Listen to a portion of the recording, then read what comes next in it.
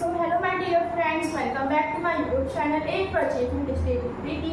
और आज हम करेंगे क्लास 10 का चैप्टर संसाधन एवं विकास, जो कि जियोग्राफी का चैप्टर है। और ये जो चैप्टर है ये बहुत ज़्यादा इजी है। इसमें आप जो नंबर्स है वो बहुत ज़्यादा इजीली स्कोर कर सकते हो। इसमें याद करने जो चीज़ें ना वो उसमें ज़्यादा है, लेकिन अगर आपने वो कर लिया तो आप इससे इजीली अपने जो मार्क्स है वो अचीव कर सकते हो। तो चलिए इसको शुरू करते हैं। तो सबसे पहले ना हम इसके नाम ले जाएंगे। तो संसाधन एवं विकास, संसाधन होता क्या है? संसाधन तो हम सिर्फ 8th क्लास में पढ़ते आ रहे हैं कि ऐसी वस्तुएं जिनका मनुष्य उपयोग अपने जीवन को बिताने के लिए, अपने जीवन को व्यतीत करने के लिए करता है, उसे हम संसाधन कहते हैं। जैसे कि ये चौक, ये बोर्ड, ये सब कुछ क्या है? संसाधन। ऐसी वस्तुएं, ऐसी घटनाएं जिनका उपयोग मनुष्य किसके लिए करता है? अपने जीवन को जीने के लिए करता है, उसे हम बोलते हैं संसाधन। अब हम यहाँ पे बात करेंगे सबसे पहले जो संसाधन है ना, इसको बांटा गया है, इसका वर्गीकरण किया गया अलग अलग बेसिस पे। तो चलिए इसको शुरू करते हैं। तो देखिए सबसे पहला उत्पत्ति के आधार पर संसाधन। उत्पत्ति के आधार पर संसाधन है उनको दो भागों में बांटा गया, जैविक और अजैविक। अब नाम से पता चल रहा है कि जैविक संसाधन ऐसे संसाधन जो कैसे हो, जो कि सजीव हो, जिनमें जीवन हो, जैसे कि मैं, कोई भी जानवर, कोई भी पक्षी, कोई भी पेड़। अगर बात करें अजैविक संसाधन, तो ऐसे संसाधन जो कि निर्जीव है, जिनमें जान नहीं है, जैसे कि ये डस्टर, ये चौक और ये ब्लैक बोर्ड, चट्टान, पहाड़, ये सब कुछ इसमें आ जाएंगे, अजैविक में आ जाएंगे। अब हम बात करते हैं समाप्ति। समाप्ति का मतलब है क्या? कि कोई भी चीज़ कितनी जल्दी खत्म हो सकती है ना? कि वो कितनी जल्दी खत्म हो जाएगी। अगर वो खत्म हो भी जाती है तो फिर वो कितनी जल्दी बन जाएगी। इसके आधार पे जो संसाधन है उनको दो भागों में डिवाइड किया गया है, नवीकरणीय और अनवीकरणीय। नवीकरणीय ऐसे संसाधन होते हैं जिनको हम फिर से बना सकते हैं, जिनका जो रीयूज है वो हम कर सकते हैं। जैसे कि पानी खत्म हो गया, लेकिन जब पानी वो फिर से बन जाएगा, उसका जो प्रोसेस है वो बंद कभी नहीं होगा, वो हमेशा चलता रहेगा, है ना? लेकिन जैसे कि कोई भी गैस, जैसे कार्बन डाइऑक्साइड, तो कभी खत्म नहीं हो सकती। लेकिन अनवीकरणीय संसाधन ऐसे संसाधन जो कि खत्म हो जाएंगे, लेकिन उनको बनने में बहुत टाइम लगता है, हजारों लाखों साल लग जाते हैं, तो उसे कहते हैं अनवीकरणीय संसाधन। जैसे कि पेट्रोल, डीजल, तो ये सब कुछ इसमें आ जाएगा। इतना क्लियर हो गया। अब हम आते हैं स्वामित्व। स्वामित्व का मतलब क्या होता है? कि उसका मालिक, उसका ऑनर कोई कौन है। तो जो संसाधन है इसका जो वर्गीकरण है, ऑनर मीन्स मालिक के आधार पे भी किया गया है। तो आता है पहले व्यक्तिगत संसाधन। तो व्यक्तिगत संसाधन ऐसे संसाधन होते हैं जिसपे एक व्यक्ति का अधिकार हो, जो एक व्यक्ति का हो, है ना? जैसे कि कोई भी जगह, कोई भी स्कूल, क्योंकि स्कूल भी प्राइवेट होते हैं, कोई भी वस्तु। लेकिन सामुदायिक ऐसे संसाधन जिसपे पूरे समुदाय का क्या हो, स्वामित्व हो। जैसे कि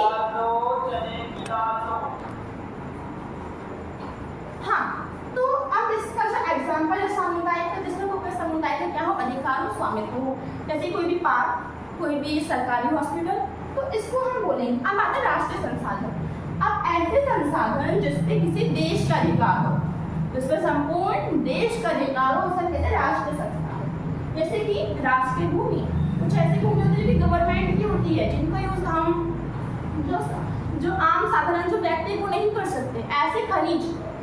और अगर हम बात करें तो जो हमें खदानों से जो भी हमें सामान मिलता है, जो भी खनिज मिलते हैं, तो वो किसके अंडर में आ जाते हैं? गवर्नमेंट के अंदर में आ जाते हैं, हमारे देश के अंडर में आ जाते हैं।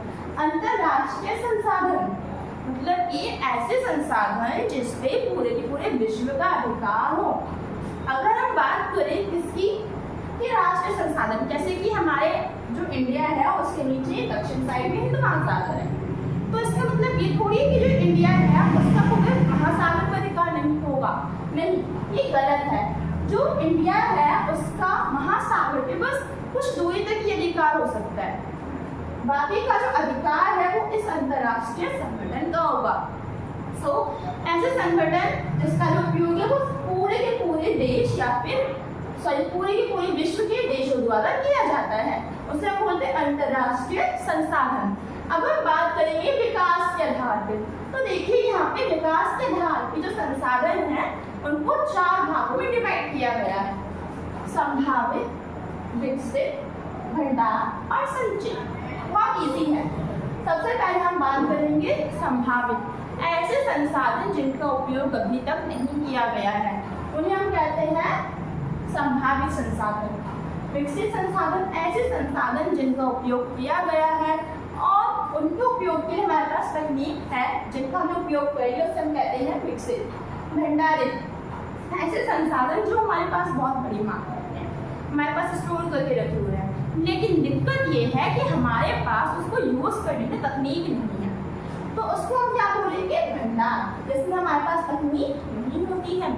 संचित संसाधन, ऐसे संसाधन जो हमारे पास बहुत बड़ी मात्रा में है और हमारे पास तकनीक भी है और हम उनको यूज भी कर सकते हैं, तो इसको हम क्या बोलेंगे संचित संसाधन। तो ये था हमारे संसाधनों का टाइप। अब हम आते हैं आगे कि आजकल क्या हो रहा है कि जो मनुष्य है वो अपनी जिंदगी में इतना भटक गया है कि वो संसाधनों का अंधाधुंध यूज करता है ना, उसे कोई परवाह नहीं है उसकी नेचर की, उसकी प्रकृति की, उसकी भूमि की।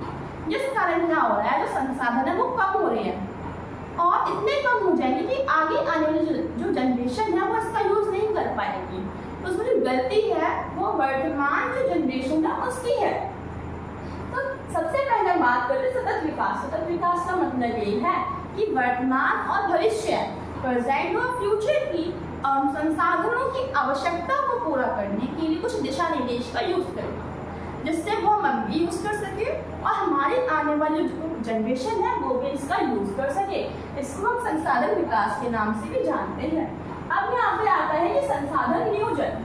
संसाधन नियोजन का मतलब यहाँ पे ये है कि ऐसे उपाय अथवा तकनीक जिनके द्वारा संसाधनों का उचित ढंग से उपयोग किया जाए, इसको हम क्या बोलेंगे संसाधन नियोजन। अगर हम बात करें कि भारत में जो संसाधन नियोजन है उसको किस तरीके से हम लागू कर सकते हैं, तो इसके लिए हमें ना 2 जो स्टेप्स है वो लेने हैं।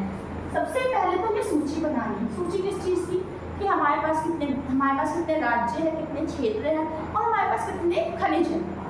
उसके बाद विभिन्न क्षेत्र की आवश्यकता के अनुसार वितरण। इसका मतलब ये है कि हम अब हमारे देश में ये जरूरी नहीं कि हर क्षेत्र की जो कंडीशन है वो अलग अलग होगी, ये जरूरी नहीं कि हर देश की जो कंडीशन है वो सेम होगी।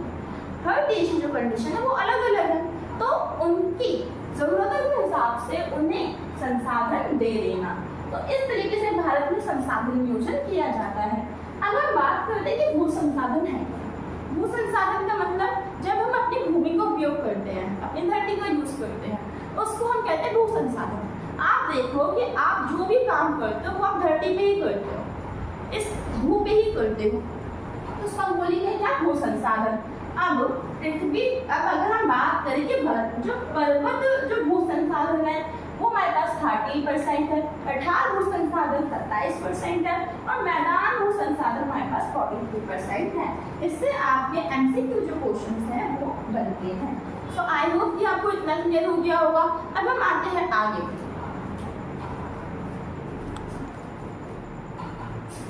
तो अगर यहाँ पे सबसे पहले जानेंगे भू उपयोग, कि हम अपने भूमि का उपयोग किन किन कामों के लिए करते हैं।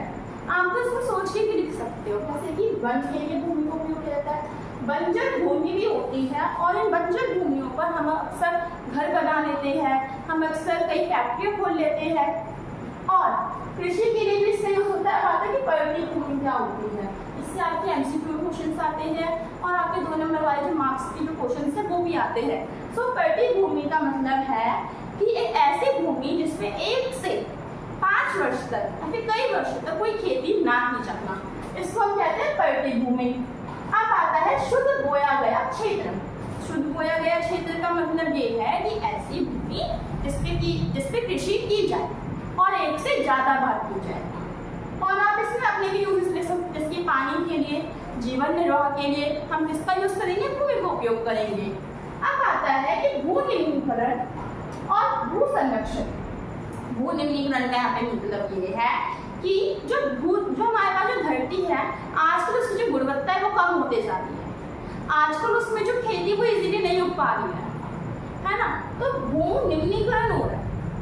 अब ये किन किन कारणों से हो रहा है? खनन। खनन का मतलब ये होता है कि जब सरकार भूमि के अंदर से खनिजों को निकालने के लिए खुदाई करवाती है, जैसे कि हमें पता चले कि कहीं पे लोहा मिल रहा है, जिंक मिल रहा है, एल्युमिनियम मिल रहा है, तो उनको निकालने के लिए जब खुदाई करवाई जाती है उसको हम कहेंगे खनन। खनन। अब हम आगे अभिचारण। तो अभिचारण का यहाँ पे मतलब ये है कि जब पशु अत्यधिक भूमि से चारा का यूज करते हैं खाने के लिए। अति सिंचाई जब हम क्या करते हैं कि जब हम कृषि करते हैं तो हम उसमें हम कुछ ज़्यादा पानी डाल देते हैं।